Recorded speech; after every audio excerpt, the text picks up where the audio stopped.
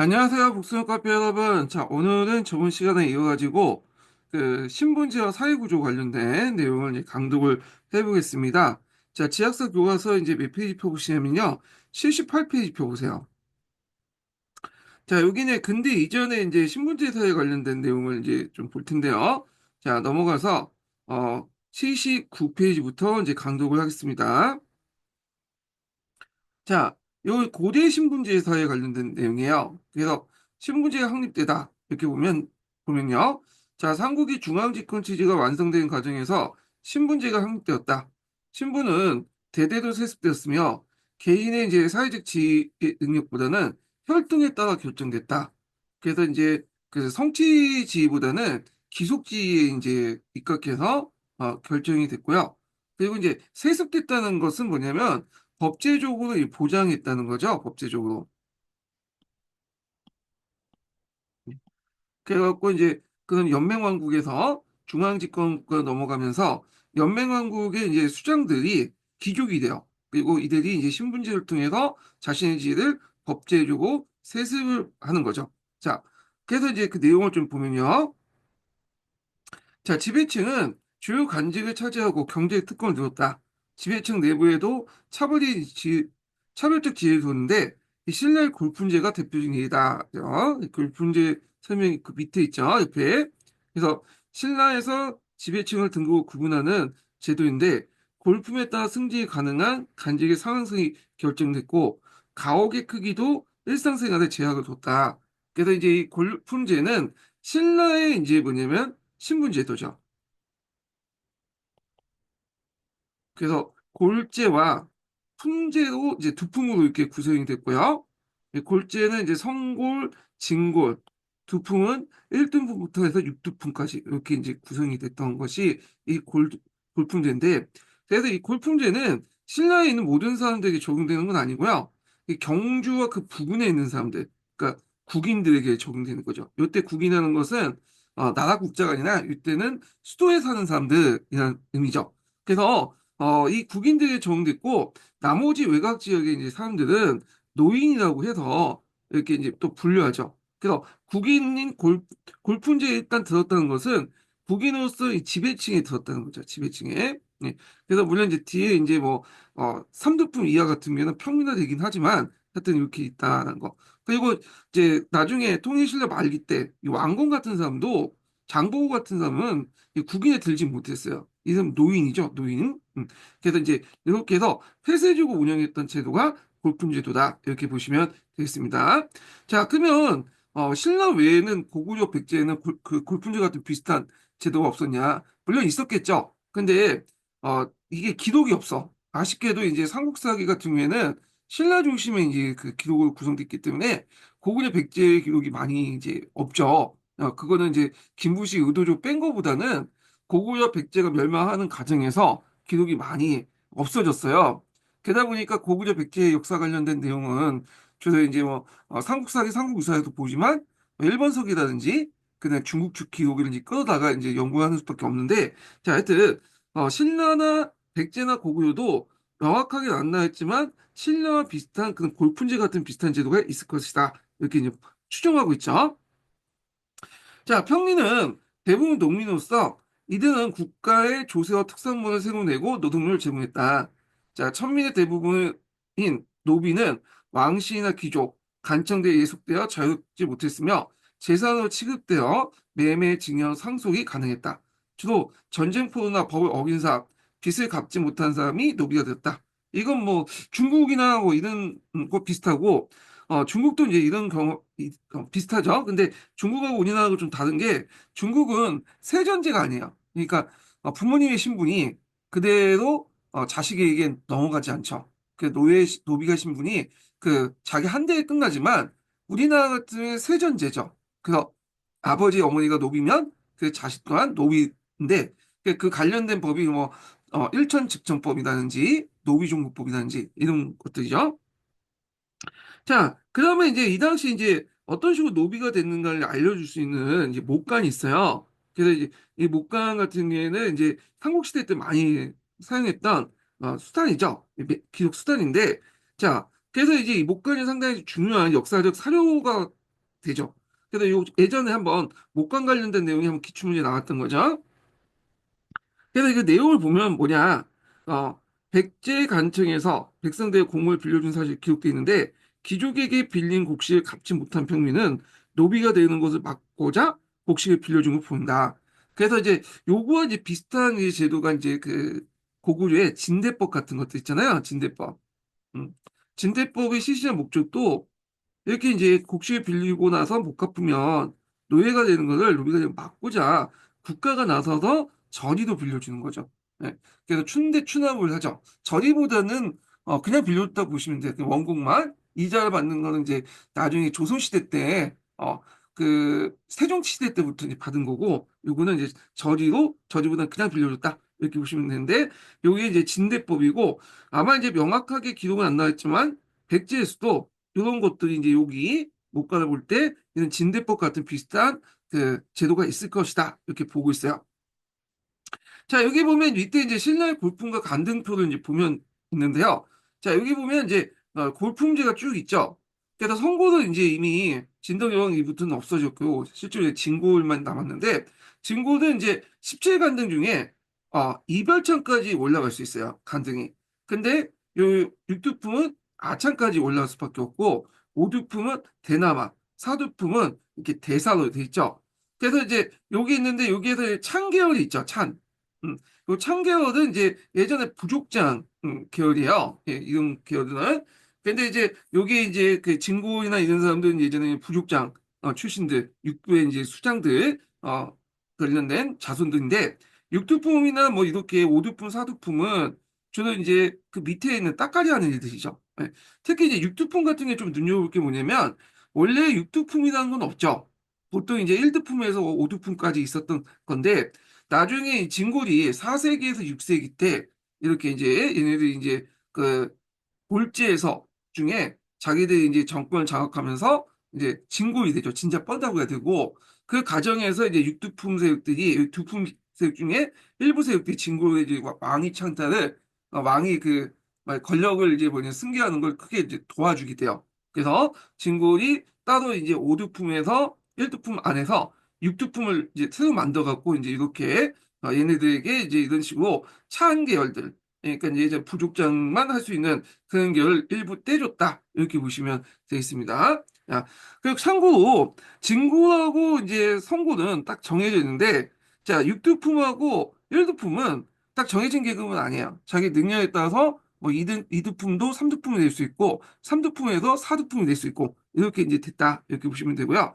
자 육두품은 이제 이렇게 딱 보시면 진골에 비해서는 차별받고 있지만 오두품이나 이제 사두품에 비해서는 상당히 이제 그 우위를 능력 그 대우를 받았던 계층이죠. 그러니까 이게 이제 골품제 안에서도 진골에 비해서 차별받지만 다른 그 두품에 비해서는 훨씬 우대를 받았고 심지어는 뭐 밑에 있는 노인들보다 더 상위 계층이잖아요. 그러니까 골품제에 대해서 이제 이 사람들 입장은 좀 소극적일 수밖에 없어요. 진골은 싫지만 자기도 이 골품제 안에서 기득권자이기 때문에 뭐냐면 나중에 이제 그 골프제 저항이 날 때, 그러니까 이제 호족들이 중심을 갖고 이 골프제 타파를 외칠 때 진구는 좀 소극적으로 나왔다. 이렇게 좀 기억을 해두시면 될 것 같습니다. 자, 신라만의 이제 육두분 동양 관련된 내용인데 여기 이제 그 채치원 관련된 내용 있죠. 채치원이 당의 유학에서 얻은 바가 많아 신라에 돌아와 자기 뜻을 행하려고 했으나 의심과 시기가 많아 용납되지 않았다. 강남원서 책을 읽고 시를 읊었다. 이 내용인데 자, 채치원을 비롯해서 이제 보통 신라 말기 때 칠승원, 채연이 같은 신라 삼체가 있었죠. 이들 다 이제 공통적 육두품 출신이야. 당연히 빈곤과에 합격했고요. 요거 빈곤과 예전에 시험 문제 나왔죠. 자, 이들은 신라의 도라와 뜻을 펴려고 했으나 이 육두품이라는 이제 한계 때문에 그 가로막혔고 이르현 씨에는 이제 최치원은 가야사에 응거했고 칠승호는 건원, 최원희는 왕건과 함께 새로운 세상을 만들고자 했다.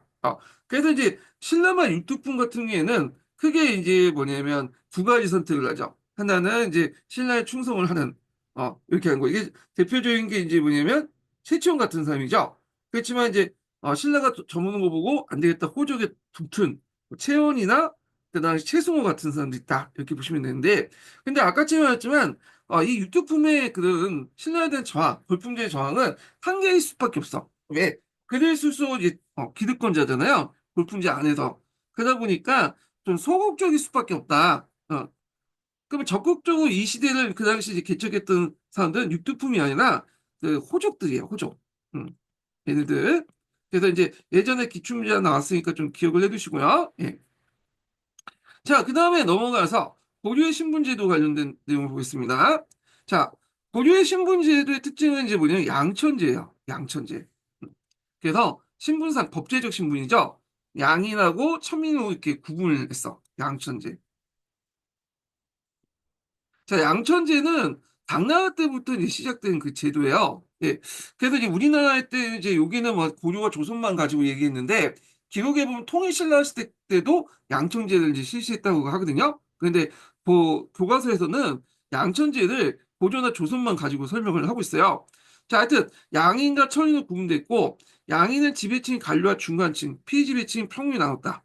그래서 법제적 신분 양인은 여기 문무관료, 여기 중간층이 있고 여기 있고 여기 이제 항소 부국민들은 이제 약간 위치가 모호하지만 이곳 요즘에는 예전 천인으로 봤는데 최근에는 양인으로 봐죠. 그렇지만 이제 신분상 여기 천하기 때문에 신약 역천으로 이제 받았다. 그래서 이들은 이제 부국민이라고 하잖아요. 자, 그래서 이제 있고, 고려 지배층의 관료는 문반과 무반으로 구성됐다. 그래서 이제 동반, 뭐 서반 해가지고 이들을 양반이라고 하죠. 예, 양반. 그래서 고려 시대 때 양반은 이게 문반과 무반을 합쳐놓는 말이 양반인데, 나중에 조선 시대 때는 그거 외에도 이제 그 일가 친족들을 다 이제 양반이라고 하죠. 예. 자, 이들 중 일부는 대대로 고위간직에 올라가 국가 권력에 참여했으며 국가로부터 토지와 녹봉을 받아서 정치, 경제 특권을 누렸고요. 자, 그다음 중간층 같은 경우에는 중앙 또는 지방 행정을 담당한 서리, 향리, 궁중 신무관리인 남반, 하급 관료 장교도 있었다. 그래서 이들은 직역을 수행한 대가로 국가에서 토지를 지급받고 직역을 자손에게 물려줬다. 요거는 뭐 지배층하고 비슷해요. 여기서 좀 눈여겨볼 게 뭐냐면 이 남반이라는 계층이죠. 남반은 조선에 없는 고려시대에만 있었던 제도인데 보통 이제 동반, 서반 이렇게 문무 관리돼 있으면 왕을 중심으로 앞 뒤에 이렇게 왕과 마주쳐서 이제 쓴 게 남반이에요. 예. 그래서 이제 주로 실무 관리들 이렇게 있고 잡론하는 계층도 있고 그래요. 예. 자, 그리고 여기에 좀 눈여겨볼 게 뭐냐면 또 서리와 향리인데 자, 조선시대 서리와 향리는 과거 시험을 못 봤죠. 과거 시험을 보려면 그 지방 간청의 그 수정에 허가를 받거나 아니면 담당 간청의 허가를 맡아야 돼. 근데 고려시대는 가고제를 봤어. 그래서 이제 특히 향리 같은 경우에는 가고를 통해서 합격을 해서 끊임없이 이제 뭐냐면 고려사의 그 고려 관료사의 새로운 피를 계속 공급해주는 그런 역할을 했다라는 걸 좀 기억을 해주시고요. 그래서 고려 시대 때 이 중간 계층도 있죠. 네, 여기 얘네들은 이제 중간 계층이라고 우리가 이제 부르긴 했지만 통계상으로 이렇게 딱 보기에 근데 얘들 스스로 자신의 중요한 어떤 그 뭐냐면 계급적 정체성은 없었어요. 예. 그래서 이게 이제 조선 시대와 좀 다른데 조선 시대 같은 경우에는 중인이라는 어떤 계급적 정체성을 가지고 있었거든요. 물론 이제 그걸 부정한 그것도 그 안에서 이제 뭐 있는 것도 있고 없는 것도 있지만 대체적으로는 이제 가지고 있었는데 요 고려시대 때 중류 계층이라는 사람들은 그런 개념이 없어. 근데 우리가 이제 보기에 요런 무리들은 그냥 요의 중류 계층이다 이렇게 묶어놓은 거야. 통계적인 개념이지 어떤 이제 우리가 생각하는 그 계급적인 어떤 계층 의식으로서 그 당시에 사람들이 그런 의식을 가지고 있었던 건 아니다. 이렇게 보시면 되겠습니다. 자, 백정과 청인이 피지배층을 구성하다 보면, 근데, 자, 고려시대 때 평민의 대부분 백정이었다. 자, 백정에 대한 설명이 나와 있죠. 그래서 고려시대 백정은 국가부터 특정 직역을 부여받지 않은 일반 농민을 의미한다. 이렇게 있는데, 요 백정의 의미를 좀 보면, 백백자에다가 이 정자잖아요. 요 백정은 이제 백이라고 있는 보단 이때는 없을 백이라고 해요. 없다라는 거예요. 없다. 뭐가 없냐? 정은 직역이야. 그러니까 직역이 없는 일반 사람들은 백정이라고 해요. 백정. 그리고 직역이 있는 사람은 이제 뭐 정호라고 하죠. 정호. 그래서 얘네들은 일정한 직역이 있고 했기 때문에 백정보다 좀 상위 계층이에요. 예. 그래서 이제 직역이 있는 사람들은 대개 뭐 여기에 속하겠죠. 무무관료들 일종의 정요에 속하겠죠. 요. 그래서 이제 중간층하고 이런 계층들. 이런 사람들은 이제 직역이다. 정오다. 이렇게 보시면 되겠습니다. 그 다음에 또 하나의 계층이 하나 있는데, 백정과 이제 그 뭐냐면, 그 향리 중간 사이에 어떤 계층도 있냐면, 여기가 이제 그 가려고 여기가 향리고 여기가 백성이면 요 중간 정도에 이제 그다음에 백성이라는 계층이 있어요. 이때 백성은 100가지 그 뭐냐면 성을 가지고 있는 집단이라는 뜻이죠. 백성. 그래서 그 당시 12세기 때 들어가면 촌장들에게 성을 가지라고 이제 의무화시켜요. 일촌 일성 정책이라고 하죠. 그래서 이렇게 해서 성을 가졌던 사람들 백성성 집단으로 따로 이제 분류해서 관리하거든요. 그래서 이 백성이라는 사람들은 백정 위에 있는 사람이야. 항리 밑에. 그 중간에 있는 레벨에 있는 사람이 백성인데 나중에 이제 조선시대 들어가면 그 하척들에게 백정이라는 칭을 주죠. 세종대왕께서 그 하척들을 좀 정착시키려고 일반 백성들의 의미 백정이라는 칭을 줬는데 여러분 알다시피 이 백정이 우리가 이제 하척 의미, 소잡는 의미로 변질되고 요때 백정의 의미는 일반 사람의 백정은 한 단계 이제 뭐냐 또 올라가서 백성의 의미가 돼요. 그래서 우리가 보통 백성하면 일반 평민 이렇게 이제 인식을 한 거는 조선시대 때 들어와서요. 그래서 고려시대뿐만 아니라 그 전에 이제 여러 문헌에 보면 이 백성이라는 사람은 성을 가지고 있는 집단이기 때문에 나름대로 일반 평민보다 더 위였다. 이렇게 보시면 되겠습니다. 참고로 성을 이제 일반 백성들이 언제 갖게 되냐면 고려 후기 때부터 갖게 돼요. 예. 그래서 이제 고려 후기 때부터 일반화되기 시작하기 때문에 조선 초기 때 이게 이제 백정 칭호 대신에 이제 백성이라는 칭호를 갖게 되었다. 이렇게 보시면 되겠죠. 자, 하여튼 이들은 주로 농업에 종사하며 국가의 조세와 공을 내고 역을 부담했다. 백정 중에 상인과 수공업자가 있으며 그 다음에 농사짓는 사회수에 비교하며 그 수가 많지 않았다. 이렇게 이제 했는데 자, 그래서 대부분 농민이었다는 거예요. 역을 부담했다는 것은 이제 특정한 역을 부담하는 건 아니고 주로 요역이죠, 요역. 동원을 했거나 그냥 일부 군역을 이제 또 담당을 했어요. 예. 그래서 이것도 이제 뭐냐면 아직까지 양의계병제가 확립되지 않기 때문에 백정준을 랜덤으로 해갖고 선고를 해가지고 역을 이제 부담을 했어 군역을 그럴 경우에는 이제 백정들에게 군역을 부담한 백정들에게 형평성을 고려해서 군인전을 지급했죠. 이때 군인전은 수주를 주는 게 아니라 자기 토지에 면세지를 주는 방식으로 했다. 그래서 요거는 예전에 한번 제가 이제 설명을 했을 거예요. 자, 그 다음에 이제 향소 부국에 이제 살고 있는 특수행정구역의 주민들은 일반 군현의 거주민에 비해서 차별받았다. 이들은 이제 신분상으로는 법제적으로는 양이었지만 역이 천하였기 때문에 신양 역청이라고 구분했던 거죠. 그래서 부국, 손대 요거 외에도 이제 장천하고 해서 왕실 뭐냐면 에 부여된 왕실 논장이 있어요. 이 장천. 그래서 여기에 살고 있는 사람들 이제 통칭해서 부국민이라고 해요. 부국민. 부국민들은 여러 가지 이제 신분적으로 이제 차별받았죠. 그래서 이제 뭐 관리를 될 수 없다든지 등등 차별받는데, 이 당시 이제 그 향가 부국은 신라 시대도 있었어요. 네. 그 신라 시대 때 그 좀 약간 이 군현보다 좀 작은 그 행정단위들 예, 항부국이라고 있고 물론 고려도 마찬가지로 그 일반 군현보다 좀 작은 단위를 항부국이라고 좀 했어요. 소나 자 하여튼 그 항부국이 있었는데 고대 시대 때 항복국의 그 살고 있었던 사람들의 성격에 대해서 두 가지 설이 있어요. 하나는 천인설과 하나는 양인설인데, 최근에 양인설이 이제 부각이 되고 있죠. 그래서 신라 시대 때도 항복국이 있었다. 그러면 이제 소는 어디만 있었냐? 소는 유일하게 이제 고려만 있었던 거야.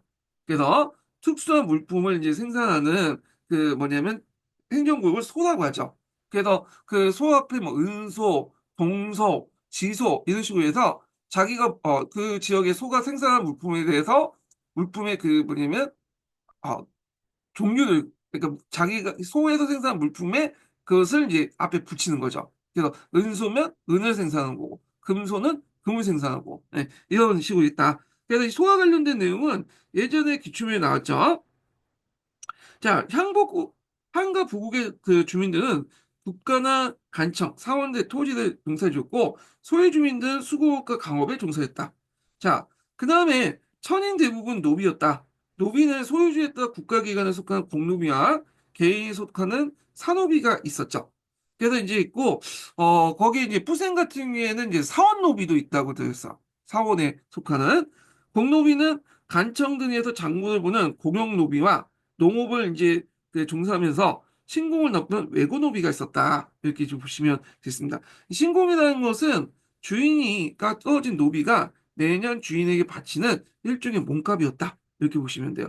근데 이제 이게 공노비를 이제 우리가 이제 그 산업비에 나온 솔고노비하고 좀 약간 공용노비네 솔고노비와 이제 이렇게 같이 생각하시면 안 돼요. 이 공용노비도 간청에 같이 살지 않고 밖에 따로 가정을 이루면서 살았어요. 예. 근데 외고노비는 좀 더 이제 간청의 근처가 아니라 바깥에 살면서 뭐 그게 신고 갖다 바쳤던 사람이고, 그리고 뭐 산업이든 공노비든 외고노비는 주인하고 가까이 살 수도 있고 저 멀리 떨어질 수 있어요. 그래서 주인이 서울에 살고 있는데 저기 외고노비 같은 경우에는 한경동과 평안도에 이제 살았던 경우도 있어요. 신공만 갖다 바치면 되니까요. 예.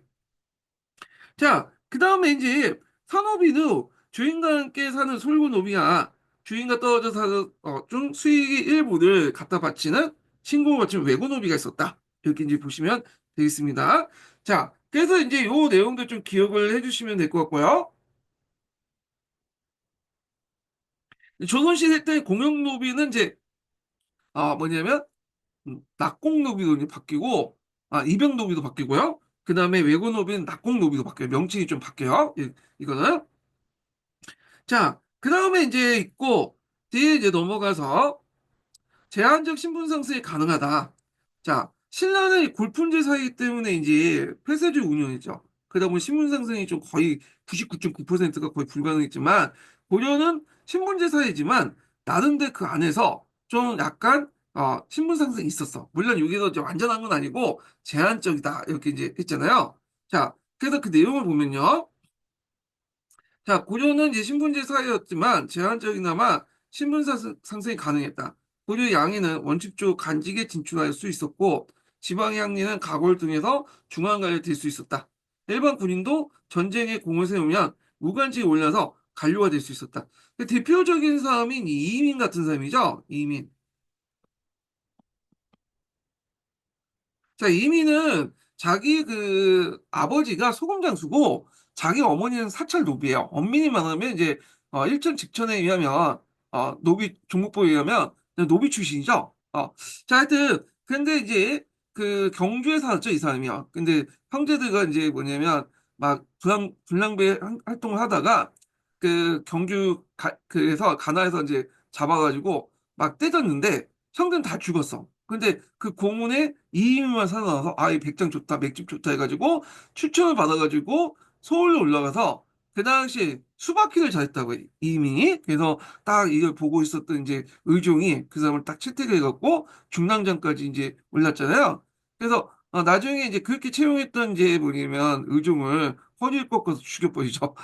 자, 하여튼 이렇게 천안 출신이 올라갈 수 있어, 무관직까지. 자, 또한 고려후기 때 하층민의 봉기와 그다음 대몽항쟁 과정에서 향소국민들이 이제 뭐냐면 일반 군용으로 승격되는 경우가 있었어요. 그래서 이제 요런 것들이 이제 대표적인 게 뭐 망이 망소의 난이라든지, 망의 망소는 요게 이제 명학소에서 일어난 거죠. 소에서 일어난 거고, 대몽항쟁 과정에서 그 당시 향소 국민들이 열심히 참여했어. 그 대가로 이들은 일반 군으로 등록을 해줬다. 이렇게 보시면 될 것 같고요. 자, 외고노비가 재산을 모아서 주인에게 바치는 백정이 되는 경우였다. 그래서 외고노비가 이제 노비가 양인이 되는 그 있는데 속량 절차를 거쳐야 돼요. 그래서 이런 절차를 거쳐서 100점, 그러니까 일반 양이 되었다. 이렇게 이제 보시면 되겠죠. 자, 거기에 노비의 신분 상승 관련된 내용이 있는데 한번 읽어보시고요. 자, 여성의 역할 비중이 비교적 높은 가정을 구성한다. 그래서 고려시대 조선 전기 때까지만 해도 그 여성의 어떤 그 뭐냐면 가정 안에 지위가 조선 후기 때보다 높았죠. 예. 그래서 이게 이제 16세기 기점으로 17세기 기점으로 이렇게 나눠지게 되는데, 그래서 이제 그 고려 전기 때 고려와 이제 조선 전기 때 그 여성의 위치와 그다음에 17세기 이후에 여성의 위치, 그 변화 관련된 그 가족제도, 상속제도 관련된 변화 내용이 예전에 기출문제 나왔잖아요. 자, 그래서 요거는 이제 주로 언제 대부분은 이제 조선 전기까지 이어진다. 16세기까지. 자, 고려는 일부 일처제가 보편적인 혼인 형태였으며 이혼과 재혼이 비교적 자유로운 재혼한 여성의 자녀도 차별받지 않았다. 요거는 이제 약간 이제 조선 전기하고 좀 다른 점이 있어요. 비슷한 건 나머지는 다 비슷한데 요건 좀 달라. 그래서 요걸 이제 조선하고 좀 비교해 보면 조선 같은 경우에는 일부 일처제라고 하지만 일부 일처 다첩제죠. 네. 그러니까 처와 첩을 구분시켜. 그래서 처의 자식을 뭐라고 하냐면 서자라고 하고 처의 자식을 적자라고 하잖아요. 자, 근데 고려 같은 경우에는 일부 일처제인데 물론 이 왕실 같은 경우 일부 다처제지만 일부 일처제야. 다만 이제 고려 후기 때 들어가면 그 중국의 영향을 받았고 일부 다처제나 첩제가 도입을 하겠는데 그래도 그 자식이 태어나면 똑같이 되었어요. 그러니까 첫 번째 부인이나 두 번째 부인, 세 번째 부인 다 똑같이 돼. 왜? 다 똑같은 처이기 때문이죠. 그런데 이제 그 조선시대 들면서 그 당시 서울 차대법 같은 게 만들어지면서 처의 자식과 첩의 자식을 구분시키죠. 그래서 그 당시 이제 서자, 첩의 자식 서자라고 하죠. 근데 고려시대 서자는 이제 두 번째 아들이라는 의미예요. 근데 요때 들어와서는 서자는 첩의 아들이다 이렇게 하면서 이제 서자를 차별화했잖아요. 근데 이제 그거는 이제 고려시대에 없었다 이렇게 보시면 될 것 같고. 자, 이혼과 재혼이 비교적 자유로 재혼한 여성도 자녀도 차별받지 않았다. 이렇게 있는데 요거는 약간 이제 좀 팩트가 틀려. 예. 이혼과 재혼이 자유로웠다라는 보다는 그 고려시대도 이혼이 그렇게 자유로운 건 아니었어요. 이혼을 해야지 재혼을 할 수 있는 거잖아요. 그래서 이제 이혼을 할 경우에 딱 두 가지가 있는데 하나가 이제 뭐냐면 그 남편이 사별할 경우, 남편이 죽을 경우, 그 다음에 두 번째가 이제 뭐냐면 남편으로부터 기처가 그죠. 버림을 받을 경우. 이런 두 가지 외에는 이혼을 잘 안 했어요. 예. 그래서 이제 이렇게 했지만 그거는 이제 이혼이 이제 일단 되고 나서는 재혼을 하고 나서 할 때는 좀 자유롭게 이제 할 수 있었다. 그래서 재혼은 그 당시 이제 자유롭게 할 수 있는 게 볼 수 있는 게 뭐냐면 그 당시 고려 왕비 중에 재혼한 사람하고 결혼한 사람이 있어요. 왕이 심지어는. 그래서 이렇게 있고 재혼한 여성의 차별도 받지 않았죠. 그래서 이제 이혼은 자유로운 건 아니었지만 일단 이혼을 하면 재혼도 할 수 있었고 그리고 뭐냐면 네, 재혼한 여성의 자녀도 차별받지 않은데 요거는 이제 조선시대라고 볼 수 있죠. 조선시대도 재혼을 할 수 있어요. 근데 재혼을 할 경우에는 제가녀의 그 뭐냐면 아들 그리고 그 손자는 가고시로 못 보죠. 이게 서울 금고법 그러니까 이게 뭐 성종시대 때 뭐냐면 공포했던 제가 금지법이잖아요. 근데 실제 금지했던 것보다는 제가녀의 이제 그에게 아들과 손자를 과거 시험 못 보게 함으로써 이 당시 여자가 이제 자기 자식들 생각해서 재혼을 못하도록 막는 법이에요. 이 법이요. 근데 일반 평민들은 상관없고 양반들에게 적용했던 법인데 자 그래서 재혼을 할 때 상당히 이제 뭐 양반집 그 귀신은 양반집 여자들은 상당히 불편했다. 이렇게 보시면 되겠습니다. 자, 혼인 후에 신랑이 처가에서 생활하는 게 흔했으며 사위와 외손자도 음소 혜택을 받을 수 있었다. 그래서 이제 여기 신랑이 이제 처가에 생활하는 것을 했는데 이건 난기 여가원이라고 하죠. 장가 간다는 말이 여기서 나왔잖아요. 네, 난기 여가원. 자, 그 때문에 이제 신랑이 처가집에 살기 때문에 첩을 둘 수도 없어요. 첩을 뒀다면 어떻게 됐어요? 상식적으로 안 되겠죠. 자, 그리고 그 당시에는 또 뭐냐면 양측적 허용관계라는 게 있어요. 이것도 왜 그러나?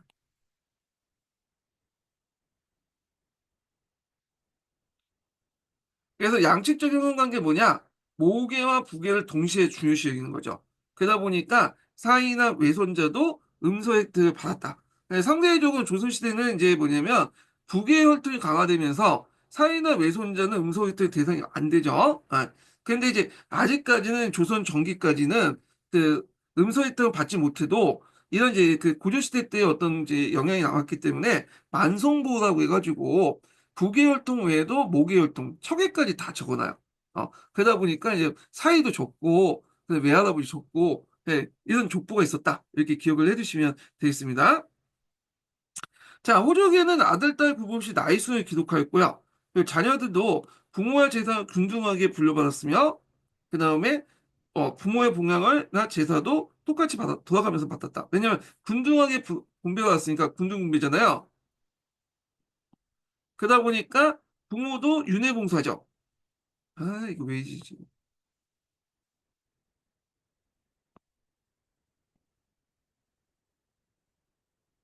자, 그래서 똑같이 받을 만큼 똑같이 제사를 지냈다. 이렇게 보시면 돼요. 자, 이런 것들이 16세기 때까지 계속 가요. 16세기까지.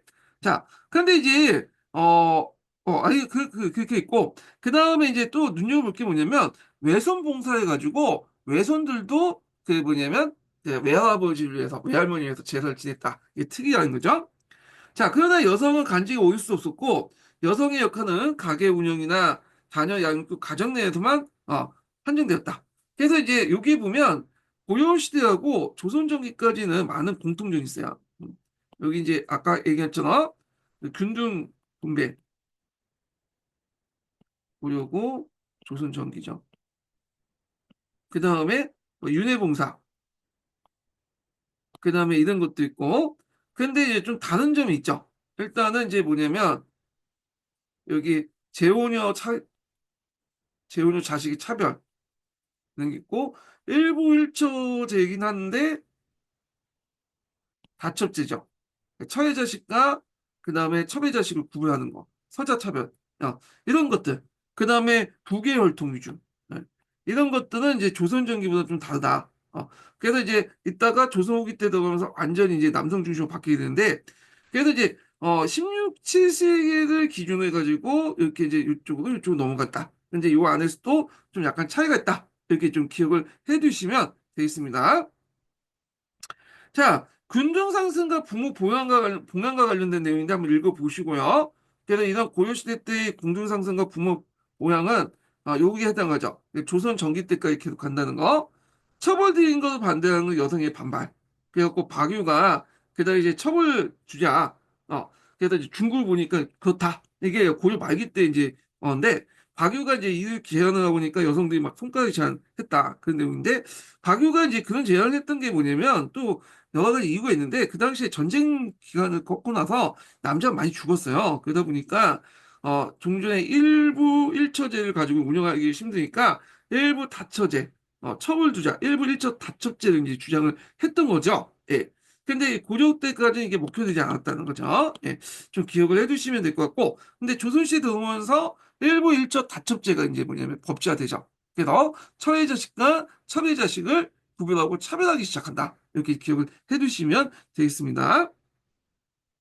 자, 그 다음에 이제 조선시대를 볼게요. 조선시대는 고려시대 마찬가지로 법조문호는 양인과 천인을 구분한 양천제죠. 자, 그러니까 점차 양인 내에서 양반, 중인, 상민을 구분하게 되고 여기까지 천민에 더해서 내신분으로 이제 정착됐다. 그래서 이제 다른 교과서에 봐도 내신분으로 이렇게 딱 돼 있더라고요. 어, 왜 이렇게 내신으로 돼 있는지 근데 이걸 좀 어려우면 반상제라고 하잖아요. 반상제. 그래서 양반의 뭐냐면 그 반자와 상민의 상자를 따서 반상제인데 보통 이제 양천제설, 반상제설 아시죠? 어, 고려의 이제 조선의 신분제 볼 때 양천제설 있고 반상제설이 있는데 공통전 16세기는 똑같이 반상제 넘어간다고 보고 있어요. 근데 이제 15세기는 어떻게 보느냐. 그래서 양천제는 이때는 15세기는 아직까지 양천제였다. 근데 저 반상제 같은 경우는 15세기도 뭐냐면 반상제다. 이렇게 이제 보고 있는 거죠. 예. 자, 그래서 이제 있는데 학계에서는 주로 이제 요 양천제에서 15세기 양천제를 보고 있죠. 그러다가 16세기 때 반상제에 넘어갔다. 이렇게 보시면 되고 그럼 국가 입장에서 보면 어떠냐. 사회적으로는 뭐 양천제에서 반상제 넘어갔지만 조선은 시작부터 끝까지 계속 공식적으로 뭐만 인정했냐면 양천제만 인정했어요. 양천제. 반상제를 공식적으로 인정한 적 없어요. 조선은요. 예. 그래서 이제 호구조사라든지 이런 거 다 기록을 할 때 양천제 입각해서 한 거야. 그래서 예전에 제가 이제 뭐 강의 시간 때 얘기했는데 그 호구에 있는 양반호 있죠. 이 양반호가 꼭 사회적으로 인정받는 그 양반을 의미하는 건 아니에요. 여기에 들어간 이제 양반호는 관리라든지 여러 가지 그 있고 문무관리들 그다음에 속가 대가 뭐 진사 생원가 학교 간 사람들 그다음에 이제 또그 이게 뭐죠? 유아코드 등등. 그러니까 사회적 양반도 있지만 상당수 유아코 같은 경우 사회적 양반이 아닌 사람도 많거든요. 그래서 양반호가 늘어났다고 해서 양반수가 늘어난 건 아니에요. 네, 요거 꼭 일치하지 않아요. 자, 그래서 하여튼 그 조선이라는 나라는 처음부터 끝까지 난청제를 사용했고 사회적 신분은 양청제에서 반상제로 이제 이행했다. 예, 다만 이제 그 조선에서는 사족의 범위는 좀 정해주긴 했어요. 그러니까 양반의 법의를 어떻게 이제 정했냐 하면, 그, 4대 안에, 그러니까 이제 아버지, 할아버지, 아니, 3대네요. 증조 할아버지, 3대 안에 뭐냐면, 소가 대가 정도 학교 간 사람들, 문무관리나, 그 안에 있는 일가친족들 양반이라고 사족에 규정은 했지만, 공식적으로 반상제를 인정한 적은 한 번도 없다는 거. 다만 이제 사회적 신분으로서 이 양천제가 나중에 반상제가 되었다. 이렇게 이제 보시면 되겠습니다. 그 다음에 이제 중인이라는 계층이 있는데 이 중인들은 예전에 한번 시험 문제 나왔죠. 예. 그래서 여러 가지 서있죠. 양반과 상민 중간에 있다고 중인이라고 이제 하는데 이들은 그 양반이 15세기 말 때부터 이제 형성되면서 자연스럽게 그 밑에 하류 지배층을 중인으로서 이제 차별시켜 놨죠.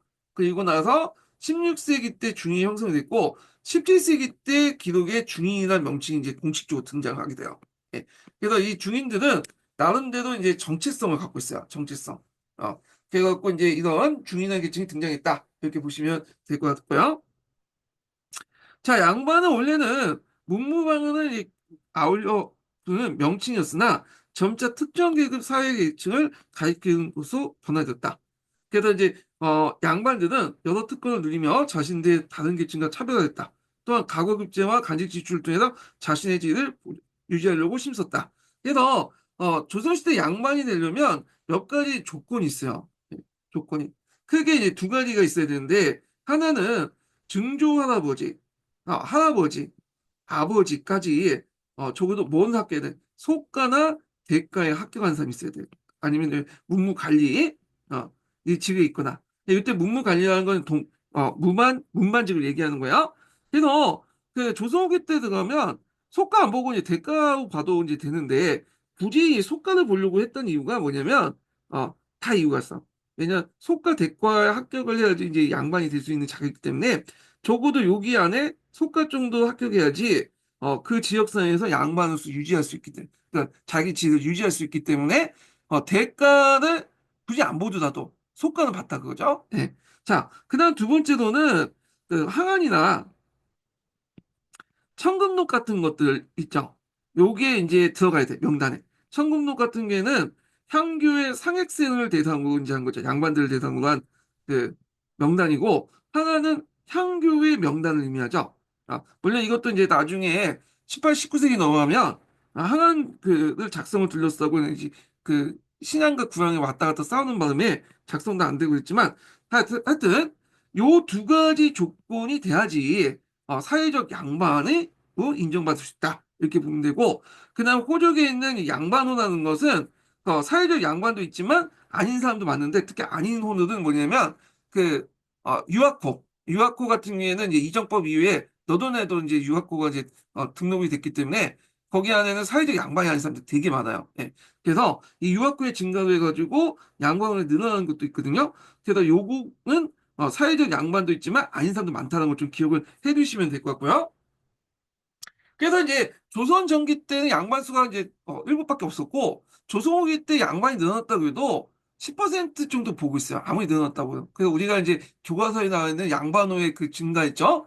마치 뭐 전체 인구의 막 6, 70% 양반인 것처럼 이렇게 된 거는 좀 잘못된 거야. 우리가 잘못된 거보다는 잘못 이해한 거예요, 이거는요. 예. 자, 그 다음에 있고, 자, 신분제가 동일하다 보겠습니다. 양난 이의 정치 경제 변동으로 일부 양반이 권력을 독점하면서 양반층의 분화가 일어났죠. 자, 그래서 뭐 양반 안에서도 뭐 건반이 있고 향반이 있고 거의 일반 평가는 잔반이라고 하죠. 이걸 이제 경하 사족이라고 하죠. 그 경화사족 중에 또 큰 경화거족, 번역거나 번열이라고 하는 그런 애들이 등장했다. 이렇게 보시면 돼요. 자, 그래서 향초에 거주한 양반은 거의 명맥만 유지하는 향반이 되거나 일반 농민과 다름은 잔반이 되었다. 그래서 향반의 대표적인 게 이제 여기 그 영남 남인들 갑술왕국 이후에는 이제 항전세 하면서 약간 이제 여기에서 뭐냐면 좀 양반으로서 지위만 인정받는 그런 사람들이 이제 대표적이고 잔반도 되게 많았어요. 잔반도. 네. 자, 한편 상공의 발달로 그의 계기로 부를 축적하는 상인들이 늘어났고 특히 공명책이나 납속책, 족보 매입이나 위조 등으로 해서 양반 신분을 얻어 국유의 부담과 각종 수탈을 벗어나려고 했다. 이렇게 보시면 돼요. 자, 공명책이라는 건 이렇게 있죠. 그래서 그 당시 이제 이름을 이렇게 비워놓고 간지를 받는 사람들 이름을 비워놓고 공명이 이름이 없다는 거잖아. 돈을 주면 여기에다 이제 이름을 적어주는 거야. 예. 그래서 이 공명책 관련된 내용이 예전에 22년도인가요? 그때 역겨운 평가 문제에서 한번 나왔어요. 뭐 한국사 문제에서 나오진 않았지만 그냥 납속제끼라는 것은 이제 뭐냐면, 이거는 국가의 재정 충원이나 구호 사업에서 공을 바치면 특정한 대가로 이제, 특정한 혜택을 주는데, 뭐 벗을 주거나 아니면 뭐 노비 같은 경우에는 이제 양인을 시켜주거나 그런 식이죠. 그다음 족보 매입이나 위조 등에서 이제 한부 욕심을 통해서 양반 신분을 얻어서 국역 부담과 각종 수탈을 벗어나려고 했던 것이고요. 자, 중인층들도 자신의 사회적 지위를 높이려고 했다. 서울들은 주요 간지의 진출에 허용을 요구하는 운동, 그 소총 운동이라죠? 이걸 벌여 성과를 거뒀고, 자, 이걸 이제 무슨 거냐면 이제 이걸 관련돼서 철종 때 신해통공이 일어났죠. 신해통공. 이게 1851년인가 같은 왜냐면 정조 때 신해통공 있었잖아요. 그게 이제 60년 뒤니까. 그래서 이제 요때 신해통공 그다음에 요즘에 신해통공이라고 하지 않고 신해허통이라고 하더라고요. 예. 그래서 이걸 통해서 천효지구 이제 진출할 수 있었다. 이렇게 이제 보시면 되고요. 자, 그래서 이 자극을 받아서 이제 기술직 주인들도 서울 지위 상승을 요구했다. 이렇게 했는데 자, 보통 이제 중인들은 이제 볼 때 큰 범위의 중인들은 이제 요 안에 뭐 서울도 있고 향리도 있고 뭐 서리도 있고 등등등 있는데 작은 범위의 이제 오리지널 중인들은 보통 기술직이라고 하잖아요. 기술직 중인 역관이나 의관이나 이런 사람들 있잖아요. 그래갖고 야 얘네들이 이제 보기에 서울도 되는데 우리도 한번 하자 했는데 안 들어줬죠 이거는 기술직 중인들. 얘네들은 과거 시험을 볼 수 있어요. 서울은 이제 서울공국부에서 과거 시험을 볼 수 없는 사람들이고, 물론 이제 이들도 이제 고려 조선 후기에 들어가면, 이 무반 시험, 그러니까 문과 시험을 볼 수 있었죠. 이거 일부 이제 그때그때마다 또 왔다 갔다 하지만, 뭐, 문과 시험도 볼 수 있었고, 근데 중인들은 자신들은 법제적으로 이제 뭐냐면, 이렇게 시험을 볼 수 있는데도 불구하고, 간행적으로 막아버렸어. 예. 그렇기 때문에 보지 못했거든요. 그래서 이 기술직 주인도 우리도 이제 과거 시험 보고, 좀 더 양반집으로 올라갈 수 있다고 이제 청구를 했지만 안 들어줬죠. 예. 자, 그래서 이제 이런 것도 좀 기억을 해두시고요. 자, 공공간 이제 압축책, 도망등을 통해서 신분적 속박을 벗어나는 노비도 많았다. 자, 이러한 현상들이 계속되자 노비의 자녀들 신분을 어머니의 신분 뭐냐면 딱 결정 노비종부법을 도입해서 양인수를 늘리는 시도가 있었다. 자, 이 노비종부법 시험문이 나왔죠. 노비종부법. 그래서 그 조선시대 같은 경우에는 이제 보면 그때 이제 태종 때 노비종부법이 시작됐다고 했죠. 그래서 왜 노비 종법을 실시했냐면 이 노비가 아버지 신분을 따른다고 했잖아요. 그래서 그 당시 양인 남자와 그다음에 그 노비의 노비 하고 결혼한 게 아니라 좀 약간 짝짝꿍이해서 야합해갖고 애를 낳는데 이다 보면 이제 그 아버지가 대부분 양인이거든요. 그러니까 양인을 이렇게 만들어갖고 노비를 많이 가지고 있는 대신들 견제하려고 했어요. 자, 근데 이게 너무 반발이 크니까 세종 때 다시 노비 종목법을 이제 실시하죠. 노비 종목법은 노비의 신분은 어머니를 따른다는 거잖아요. 근데 이때는 이제 어머니가 그 노비가 많기 때문에 실제 노비수를 증대한 거야. 노비수. 그러다가 이제 세조 때 일천 직천이 되죠. 그래서 일천 직천은 한쪽에는 노비든 간에 다 노비다. 아버지도 어머니든 노비네. 노비다 이렇게 이제 주장을 했고 자 그리고 나서 현종이나 정조 때 영조 때죠 다시 노비종법을 이제 실시해요. 근데 여기 노비종법은 요때 노비종법 상이 달라요. 여기는 노비수를 늘려고 노비종법을 한 거고 세종 때는 근데 현종 때나 영조 때 실시한 노비종법은 그런 의미가 아니죠. 네. 이건 뭐냐면 그 당시에는 이제 그 양인 남자하고 아니 양인 노비하고 양인 여자하고 결혼하는 경우가 많았어요. 이 노비들이 이제 돈을 많이 버는 경우가 있었거든요. 그러다 보니까 그 자식들을 노비로 만들면 세금 확보가 어렵죠. 그러니까 이들 양인으로 만들어가지고 어머니 신분 따르기 위해서 뭐냐면 양인 수를 늘려서 세원을 확보하려고 했다. 네. 왜냐하면 앞에서 말한 것처럼 뭐 경영책, 납속책 해놓고 양반 신분, 물론 이 양반 신분이라고 해도 그 뭐냐면 뭐 사회적 양반도 있지만 양반옥에 들어간 사람도 있어요. 특히 이제 그 유학지 그래서 이제 이런 것도 유학이라고 하나? 잠깐 갑자기 생각 안 나나? 안 나네.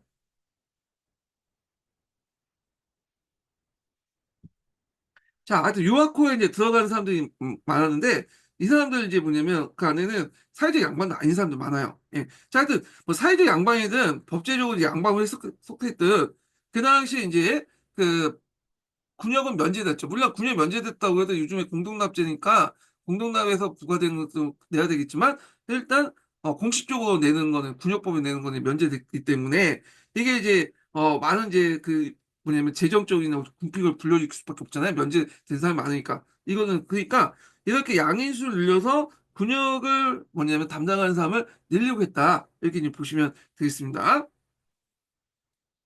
자, 그 다음에 이제 그 있고 그 순조 때는 6만 6천 명에 달하는 공노비들이 해방했다.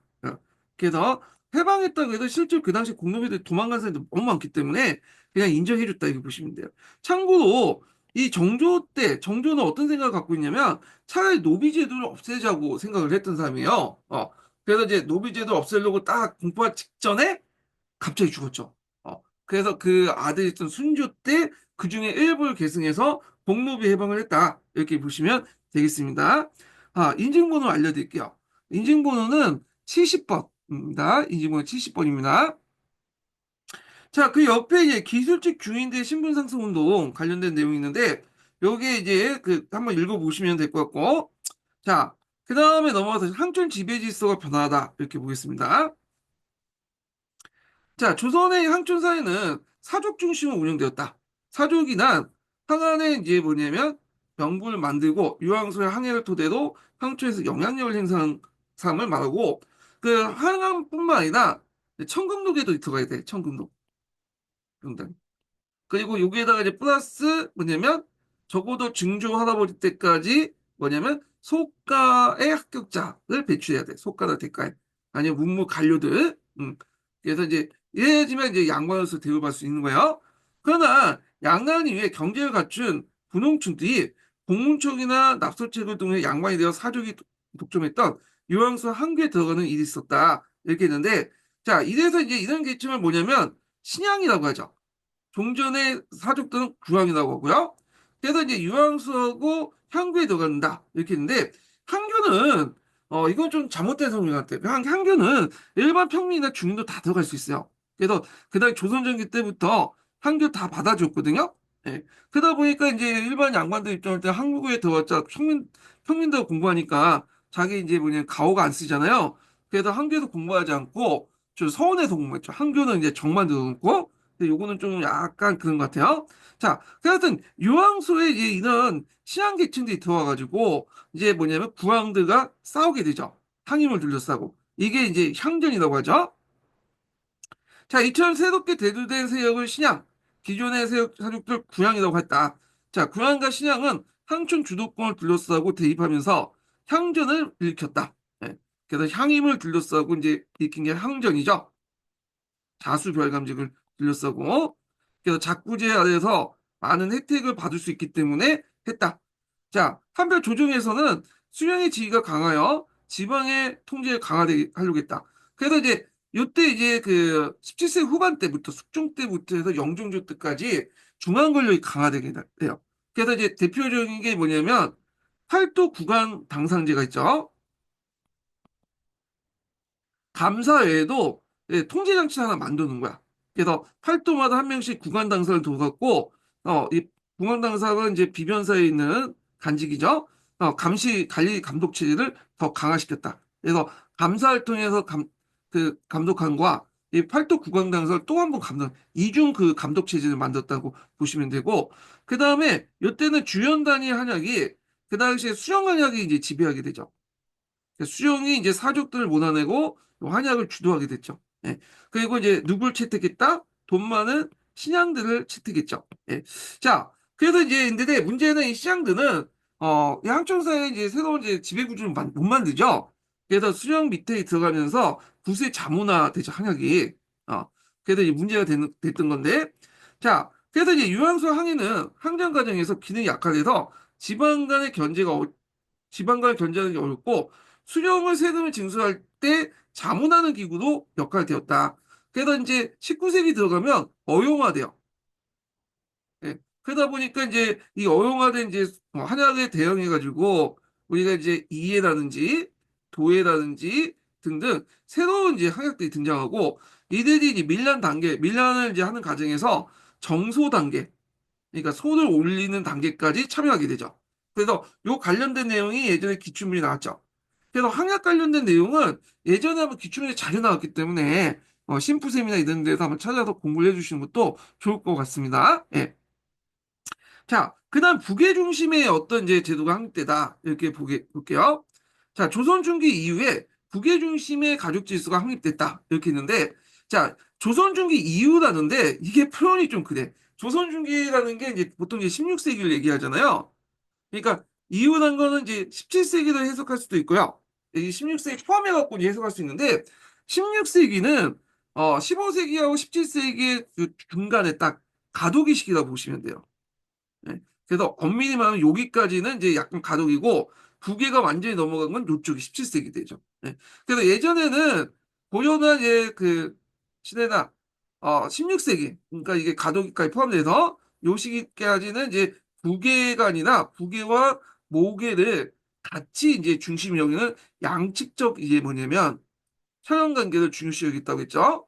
원래 조선 전기 때 하면서 북의 쪽을 의도적으로 강조를 해가지고 뭐 음서 혜택도 이제 친손자에 대면 좀 외손자는 안 주고 그러지만 가정치 그 이건 이제 국가 차원이고 그거는 이건 국가 사회적 차원에서는 아직까지는 양측적 혈연 관계이기 때문에 그렇다는 거야. 그래서 양측적 혈연 관계 때문에 앞에서 이제 균등 상속을 하게 되고 상속을 똑같이 받았으니까 이게 뭐냐 윤회봉사 제사도 돌아가면서 하는 거죠. 이렇게 보시면 되는데, 근데 17세기 이후부터 상황이 달라졌어요. 17세기 이후도 양난이 이제 발생이 됐거든요. 양난. 자, 양난이 발생되면서 이제 신분제가 붕괴되어 나가니까 양반들이 성리학적 지배 질서를 단순히 정치적 차원이 아니라 사회 규범으로서 정착시키려고 했어요. 예. 그래서 이제 그게 이제 먹혀들면서 점점 이제 양측적인 어떤 그 혈연 관계가 완전히 뭐냐 부계적 질서로 바뀌게 되죠. 그러면서 상속제도나 결혼제도나 이런 것들이 다 바뀌어. 그래갖고 예전에는 이제 남자가 여자 집에 가는 그 난기 여가원이었는데 이때는 거꾸로 여자가 남자 집에 가는 거죠. 그래서 이걸 이게 뭐냐면 친형제도라고 하죠. 친형제도. 시집 간다는 말이 이제 이렇게 들어오게 된 거예요. 친형제도는 그 당시 중국에서 실시한 제도예요. 이게. 근데 우리나라에서 이걸 도입을 하려다가 잘 안 됐죠. 그래서 15, 16세기 때 왕실 중심으로 좀 도입을 하려고 했지만 안 됐지만 17세기 이후부터는 이 친형제도가 이제 보편화됐다. 그래서 여자가 근데 이게 중국 제도이기 때문에 곧바로 이제 다 도입된 건 아니고 반친형 형식으로 도입을 했는데 일단은 남자가 여자 집에 가요. 하룻밤 자고 여자를 데리고 와. 그래서 예전에는 여자 집에 가서 얘가 태어날 때까지 여자 일을 좀, 처가지 일을 본 다음에 데리고 왔잖아요. 근데 하루만 자고 이제 돌아오는 반친형 형태였다. 그래서 이제 이렇게 하고 있고, 그 다음에 또 이제 뭐냐면, 부계 활동이 강조되다 보니까 이제 군중 상속이 아니라 적장자 상속이 되는 거죠. 예. 그래서 적자 중에 장자에게 몰빵을 해주는 거야. 적장다 뭐냐면 우대상속이 돼버린 거예요. 우대상속. 나머지 자식들은 조금씩 주고 서자는 되게 차별해. 예전에도 차별했지만 이때는 더 차별해. 심지어 어떻게 했냐면 만약에 적자가 없어요. 적자가 없어 아들. 근데 서자가 있어. 그럼 예전에는 서자는 이제 양자 들여가지고 이제 서자는 이제 적자를 시켜가지고 이제 제사를 지냈는데 이때는 이 서자는 이제 인간이 아니야. 아버지를 아버지라고 부르지 못하는 그 상이잖아요. 그러니까 얘네들은 이제 혈통상 문제가 있으니까 빼버리고 적자가 없고 서자가 있으면 서자한테 제사를 지내는데 그 애를 빼버리고 자기 친척들을 중심으로 해갖고 이제 그 애가 있으면 가까운 혈연범위 안에서 양자를 드려. 이게 친양자 제도거든요.